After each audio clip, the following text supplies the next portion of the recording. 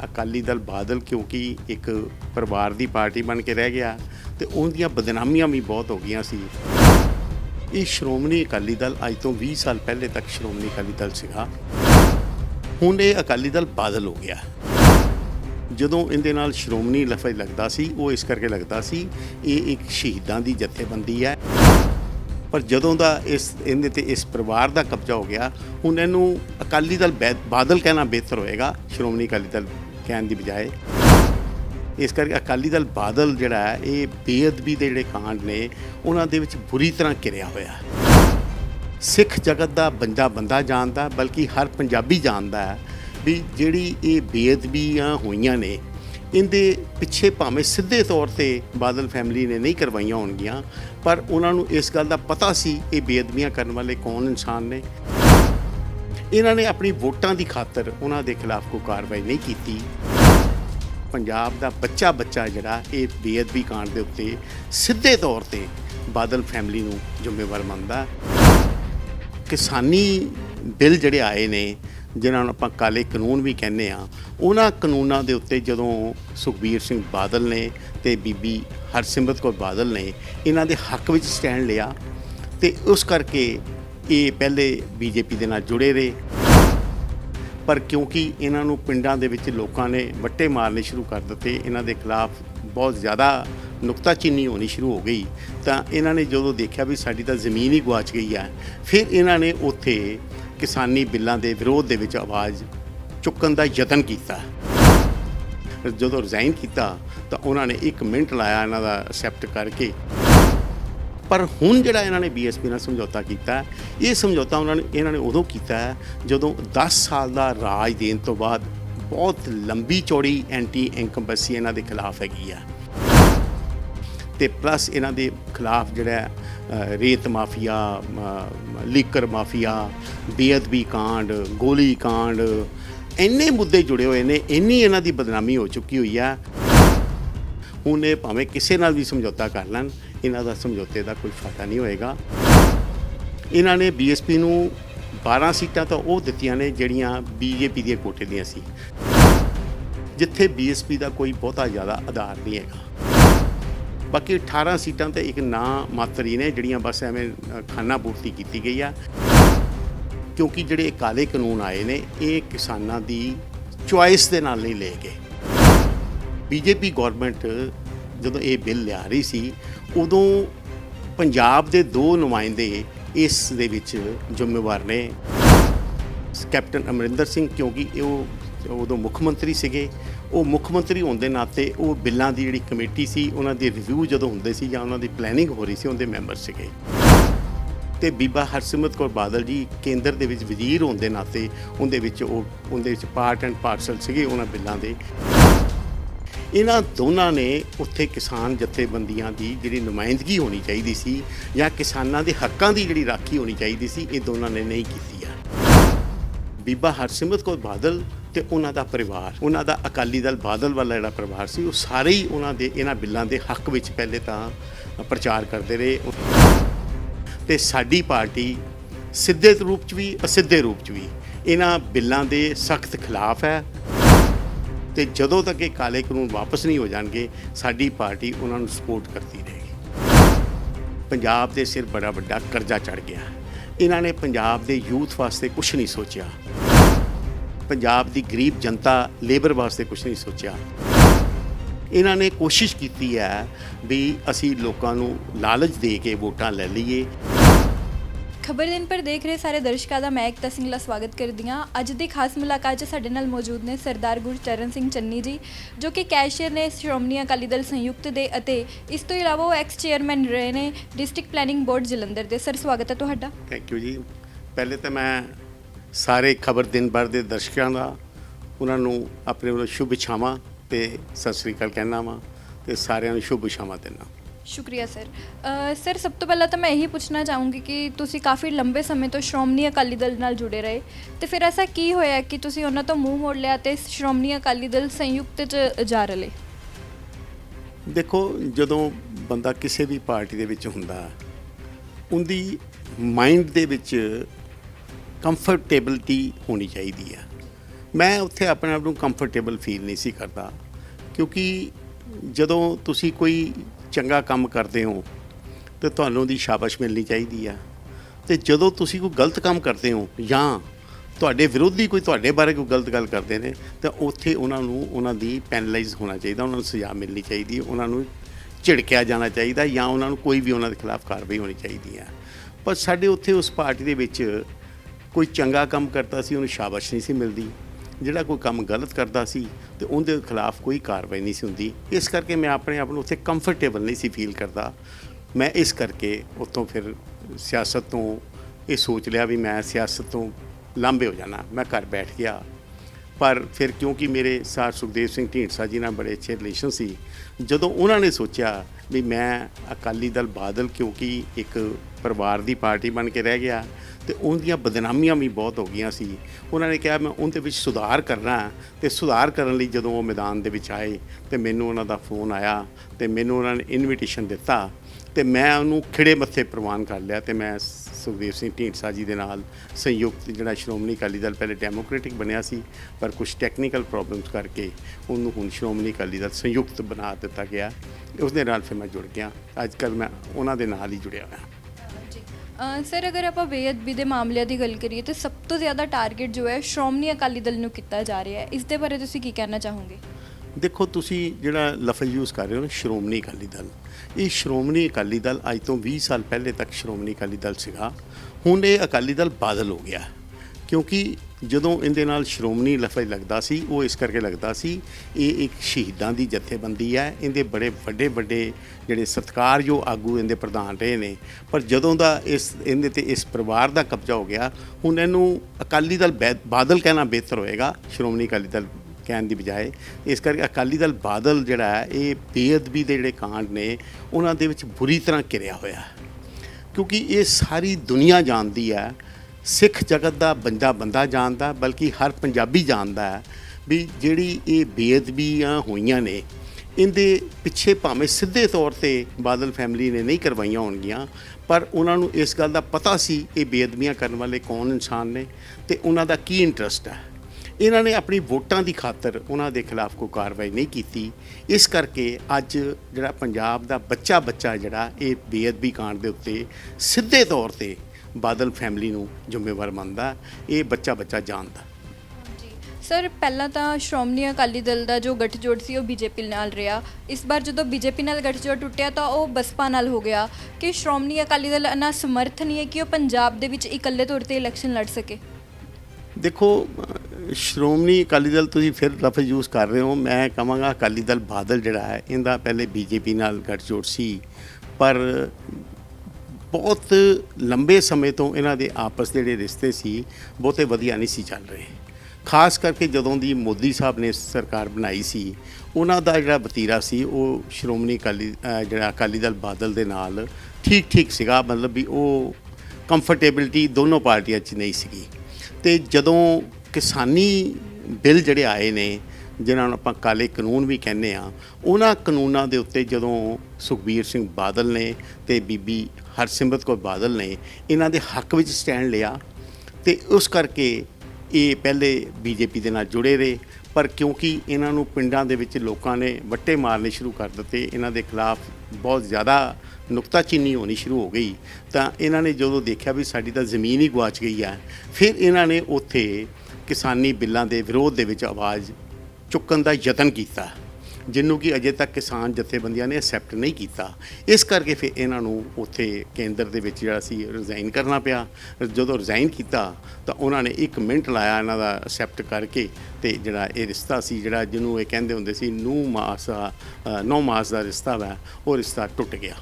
ਉਸ ਟੁੱਟਣ ਤੋਂ ਬਾਅਦ ਫਿਰ ਇਹਨਾਂ ਨੇ ਹੁਣ, ਕਿਉਂਕਿ ਇਹ ਇਕੱਲੇ ਇਸ ਵੇਲੇ ਅਕਾਲੀ ਦਲ ਬਾਦਲ ਦੀ ਜਿਹੜੀ ਪੋਜੀਸ਼ਨ ਹੈ ਉਹ ਇਕੱਲੇ ਸਰਕਾਰ ਬਣਾਉਣ ਦੀ ਪੋਜੀਸ਼ਨ 'ਚ ਅਜੇ ਸੋਚ ਵੀ ਨਹੀਂ ਸਕਦਾ ਸੀ, ਕਿਉਂਕਿ ਪਿਛਲੀ ਵਾਰ ਜਿਹੜੀਆਂ 2017 ਦੀਆਂ ਇਲੈਕਸ਼ਨਾਂ ਹੋਈਆਂ ਉਹਦੇ ਸਿਰਫ 15 ਸੀਟਾਂ ਮਿਲੀਆਂ ਸੀ, ਤੇ ਅੱਜ ਦੀ ਡੇਟ ਦੇ ਵਿੱਚ ਅਕਾਲੀ ਦਲ ਬਾਦਲ ਇੰਨੀ ਬੁਰੀ ਤਰ੍ਹਾਂ ਘਿਰਿਆ ਹੋਇਆ ਹੈ, ਉਹ ਹਰ ਮੁੱਦੇ ਦੇ ਉੱਤੇ, ਚਾਹੇ ਉਹ ਸੈਂਡ ਮਾਫੀਆ ਦਾ ਮੁੱਦਾ ਹੋਵੇ, ਚਾਹੇ ਉਹ ਲੀਕਰ ਮਾਫੀਆ ਦਾ ਮੁੱਦਾ ਹੋਵੇ, ਚਾਹੇ ਉਹ ਨਜਾਇਜ਼ ਜ਼ਮੀਨਾਂ ਤੇ ਕਬਜ਼ਿਆਂ ਦਾ ਮੁੱਦਾ ਹੋਵੇ, ਚਾਹੇ ਉਹ ਡਰੱਗਸ ਦਾ ਮੁੱਦਾ ਹੋਵੇ, ਚਾਹੇ ਉਹ ਹੋਰ ਕੋਈ ਮੁੱਦਾ ਹੋਵੇ, ਇਹ ਬੇਅਦਬੀ ਕਾਂਡ ਹੈ ਜਾਂ ਉਹ ਸੌਦਾ ਸਾਧ ਨੂੰ ਮਾਫੀ ਦੇਣ ਵਾਲੀ ਗੱਲ ਹੈ, ਇਹਨਾਂ ਸਾਰੇ ਮੁੱਦਿਆਂ ਤੇ ਅਕਾਲੀ ਦਲ ਇੰਨੀ ਬੁਰੀ ਤਰ੍ਹਾਂ ਘਿਰਿਆ ਹੋਇਆ ਸੀ।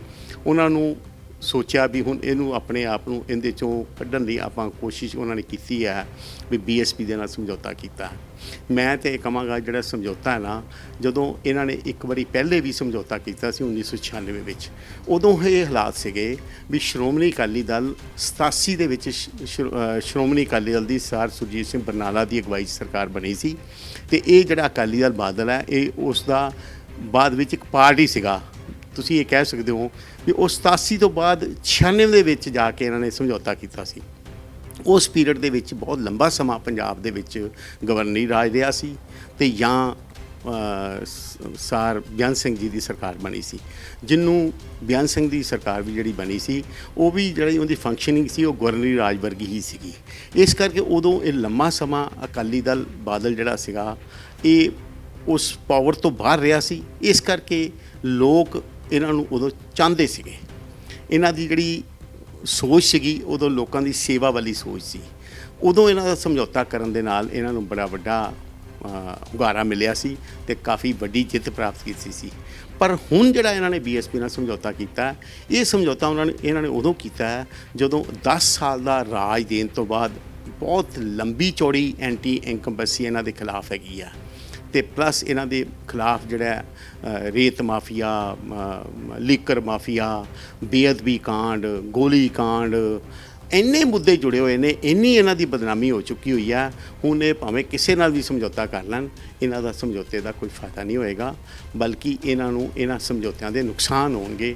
ਕਿਉਂਕਿ ਇਹਨਾਂ ਨੇ ਜਿਹੜਾ ਬੀਐਸਪੀ ਨਾਲ ਵੀ ਸਮਝੌਤਾ ਕੀਤਾ, ਉਹਨਾਂ ਨੂੰ ਇਹਨਾਂ ਨੇ ਜਿਹੜੀਆਂ ਬੀਐਸਪੀ ਦੀਆਂ ਚਹੇਤੀਆਂ ਸੀਟਾਂ, ਜਿਨ੍ਹਾਂ 'ਤੇ ਹਮੇਸ਼ਾ ਬੀਐਸਪੀ ਦੀ ਆਪਣੀ ਪਹਿਲ ਰਹੀ ਹੈ, ਉਹ ਸੀਟਾਂ ਦੇਣ ਦੀ ਬਜਾਏ ਬੀਐਸਪੀ ਨੂੰ, ਮੈਂ ਦੇਖ ਰਿਹਾ ਸੀ ਪਿੱਛੇ ਡਾਟਾ ਦੇਖਿਆ ਵਾ, ਇਹਨਾਂ ਨੇ ਬੀਐਸਪੀ ਨੂੰ 12 ਸੀਟਾਂ ਤਾਂ ਉਹ ਦਿੱਤੀਆਂ ਨੇ ਜਿਹੜੀਆਂ ਬੀਜੇਪੀ ਦੀਆਂ ਕੋਟੇ ਦੀਆਂ ਸੀ, ਜਿੱਥੇ ਬੀਐਸਪੀ ਦਾ ਕੋਈ ਬਹੁਤਾ ਜ਼ਿਆਦਾ ਆਧਾਰ ਨਹੀਂ ਹੈਗਾ। ਮੈਂ ਤਾਂ ਇਹ ਕਹਾਂਗਾ ਵੀ ਜੇ ਆਪਾਂ ਪਿਛਲੀਆਂ 2017 ਦੀ ਇਲੈਕਸ਼ਨ ਦੀਆਂ ਵੋਟ ਐਨਾਲਿਸਿਸ ਦੇਖੀਏ ਤਾਂ ਬੀਜੇਪੀ ਜਿਹੜੀਆਂ ਸੀਟਾਂ 'ਤੇ ਬੀਐਸਪੀ ਨੂੰ ਕਿਸੇ ਸੀਟ 'ਤੇ 500 ਵੋਟ ਪਈ ਸੀ, ਕਿਸੇ ਸੀਟ 'ਤੇ 800 ਵੋਟ ਪਈ ਸੀ, ਕਿਸੇ 900 ਪਈ ਸੀ, ਕਿਸੇ 1000 ਪਈ ਸੀ, ਕਿਸੇ ਸੀਟ 'ਤੇ ਬਿਲਕੁਲ ਇਹਨਾਂ ਦਾ 200 400 ਵੋਟਾਂ ਵਾਲੀ ਗੱਲ ਸੀ।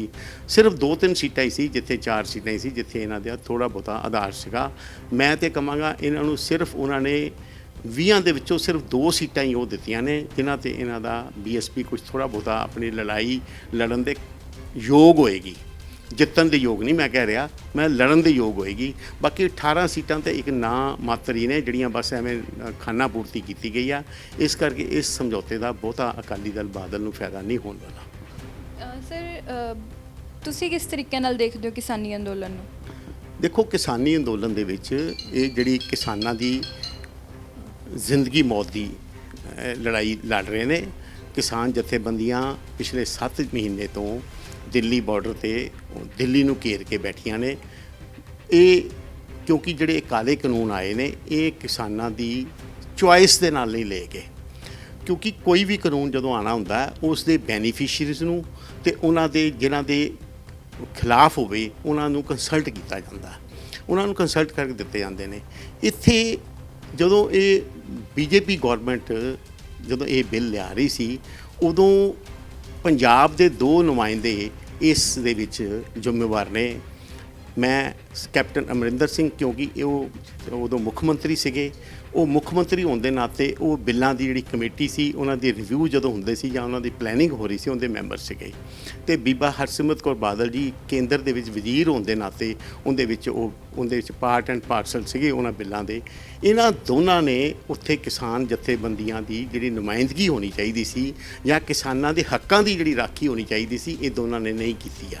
ਅਤੇ ਜਦੋਂ ਬਿੱਲ ਆ ਗਏ, ਬਿੱਲ ਆਉਣ ਤੋਂ ਬਾਅਦ ਕੈਪਟਨ ਅਮਰਿੰਦਰ ਸਿੰਘ ਵੀ ਬਿੱਲਾਂ ਦੇ ਬਹੁਤੇ ਖਿਲਾਫ ਨਹੀਂ ਸੀਗੇ, ਅਤੇ ਬੀਬਾ ਹਰਸਿਮਰਤ ਕੌਰ ਬਾਦਲ ਅਤੇ ਉਹਨਾਂ ਦਾ ਪਰਿਵਾਰ, ਉਹਨਾਂ ਦਾ ਅਕਾਲੀ ਦਲ ਬਾਦਲ ਵਾਲਾ ਜਿਹੜਾ ਪਰਿਵਾਰ ਸੀ, ਉਹ ਸਾਰੇ ਹੀ ਉਹਨਾਂ ਦੇ ਇਹਨਾਂ ਬਿੱਲਾਂ ਦੇ ਹੱਕ ਵਿੱਚ ਪਹਿਲੇ ਤਾਂ ਪ੍ਰਚਾਰ ਕਰਦੇ ਰਹੇ। ਉਹਨਾਂ ਨੇ ਬਹੁਤ ਵੱਡੀ ਚੌੜੀ ਜਿਹੜੀਆਂ video messages plus social media ਤੇ ਪਲੱਸ ਅਖਬਾਰਾਂ ਦੇ ਵਿੱਚ ਉਹਨਾਂ ਨੇ ਇਹਦਾ ਬੜਾ ਵੱਡਾ ਪ੍ਰਚਾਰ ਕੀਤਾ ਵੀ ਇਹ ਬਿੱਲ ਜਿਹੜੇ ਬਹੁਤ ਵਧੀਆ ਨੇ, ਕਿਸਾਨਾਂ ਦੇ ਹੱਕ 'ਚ ਨੇ।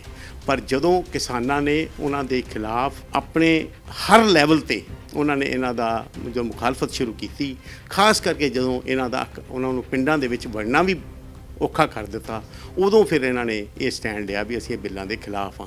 ਪਰ ਅਸਲ ਵਿੱਚ ਇਹ ਢਿੱਡੋਂ ਬਾਦਲ ਫੈਮਿਲੀ ਵੀ ਤੇ ਕੈਪਟਨ ਅਮਰਿੰਦਰ ਸਿੰਘ ਵੀ ਪਹਿਲੇ ਇਹਦੇ ਖਿਲਾਫ ਸੀਗੇ, ਇਹਨਾਂ ਬਿੱਲਾਂ ਦੇ ਹੱਕ ਵੀ ਸੀਗੇ। ਪਰ ਇਹਨਾਂ ਨੇ ਉਸ ਤੋਂ ਬਾਅਦ ਫਿਰ ਆਪਣਾ ਸਟੈਂਡ ਬਦਲ ਲਿਆ। ਸਟੈਂਡ ਬਦਲਣ ਤੋਂ ਬਾਅਦ ਇਹ ਜਿਹੜੇ ਨੇ ਇਹਨਾਂ ਬਿੱਲਾਂ ਦੇ ਹੱਕ ਦੀ ਬਜਾਏ ਹੁਣ ਉਹਨਾਂ ਦੇ ਖਿਲਾਫ ਬੋਲਣ ਲੱਗ ਪਏ ਨੇ ਤੇ ਇਹਨਾਂ ਨੂੰ ਕਾਲੇ ਕਾਨੂੰਨ ਕਹਿਣ ਲੱਗ ਪਏ ਨੇ। ਪਰ ਕਿਸਾਨ ਜਥੇਬੰਦੀਆਂ ਨੂੰ ਚੰਗੀ ਤਰ੍ਹਾਂ ਜਾਣਦੀਆਂ ਨੇ ਵੀ ਇਹ ਸਾਰੇ ਜਿਹੜੇ ਮਗਰਮੱਛ ਦੇ ਹੰਝੂ ਨੇ ਜਿਹੜੇ ਵਹਾ ਰਹੇ ਨੇ, ਪਰ ਉਹਨਾਂ ਨੂੰ ਆਪਣੀ ਲੜਾਈ ਉਹ ਆਪ ਹੀ ਲੜ ਰਹੇ ਨੇ। ਤੇ ਸਾਡੀ ਪਾਰਟੀ ਸਿੱਧੇ ਰੂਪ 'ਚ ਵੀ ਅਸਿੱਧੇ ਰੂਪ 'ਚ ਵੀ ਇਹਨਾਂ ਬਿੱਲਾਂ ਦੇ ਸਖਤ ਖਿਲਾਫ ਹੈ ਤੇ ਸਾਰੀਆਂ ਕਿਸਾਨ ਜਥੇਬੰਦੀਆਂ ਨੂੰ ਹਰ ਤਰੀਕੇ ਨਾਲ ਉਹਨਾਂ ਦੀ ਸਪੋਰਟ ਕਰਦੀ ਹੈ।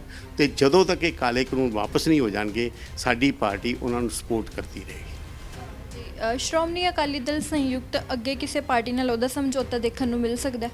ਦੇਖੋ, ਸ਼੍ਰੋਮਣੀ ਅਕਾਲੀ ਦਲ ਸੰਯੁਕਤ ਜਿਹੜੀ ਪਲੈਨਿੰਗ ਹੈ ਉਹ ਕਾਂਗਰਸ, ਬੀਜੇਪੀ ਅਤੇ ਅਕਾਲੀ ਦਲ ਬਾਦਲ ਨੂੰ ਛੱਡ ਕੇ ਕਿਸੇ ਨਾਲ ਵੀ ਅਲਾਈਅੰਸ ਕਰ ਸਕਦਾ।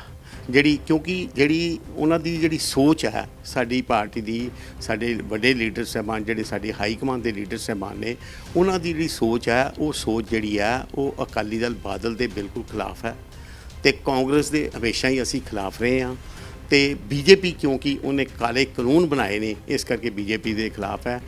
ਸਾਡੀ ਪਾਰਟੀ ਵੈਸੇ ਸਮਝੌਤਾ ਤਾਂ ਕਰਨਾ, ਸਾਡੀ ਹਾਈ ਕਮਾਨ ਨੇ ਉਹਦੇ ਬਾਰੇ ਸੋਚਣਾ ਵੀ ਉਹਨਾਂ ਨੇ ਆ, ਪਰ ਮੇਰੇ ਕਿਉਂਕਿ ਮੈਂ ਆਪਣੇ ਲੀਡਰ ਸਾਹਿਬਾਨ ਦੇ ਮੂੰਹੋਂ ਕਈ ਵਾਰੀ ਸੁਣਿਆ, ਉਹ ਇਹ ਤਿੰਨਾਂ ਪਾਰਟੀਆਂ ਨੂੰ ਛੱਡ ਕੇ ਕਿਸੇ ਨਾਲ ਵੀ ਸਮਝੌਤਾ ਕਰਨ ਨੂੰ ਤਿਆਰ ਨੇ। ਜੀ ਸਰ, ਇੱਕ ਆਖਰੀ ਸਵਾਲ, 2022 ਨੂੰ ਲੈ ਕੇ ਤੁਹਾਡੇ ਕੀ ਵਿਚਾਰ ਨੇ?